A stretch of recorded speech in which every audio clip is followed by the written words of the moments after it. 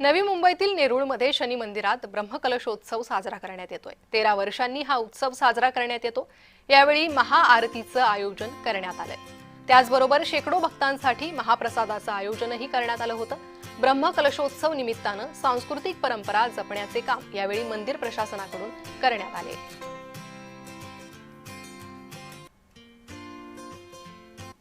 दरवर्षीप्रमाणे मध्वनवमीला रथोत्सव होतात। रथोत्सवाला हजारो संख्येने लोक येतात। सकाळी रथारोहण असतो 11 वाजता, संध्याकाळी 6:30च्या नंतर रथोत्सव असतो।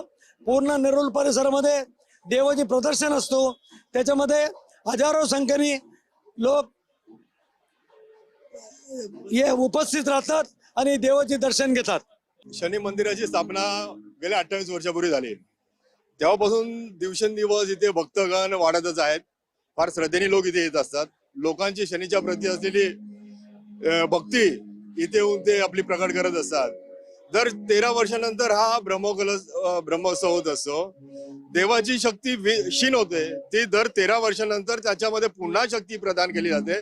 देवाची पुनर्स्थापना केली जाते। याच्यासाठी हा ब्रह्मोत्सव गेल्या 21 तारखेपासून, आताच्या 21 तारखेपासून ते 28 तारखेपर्यंत हा कार्यक्रम चाललेला असतो।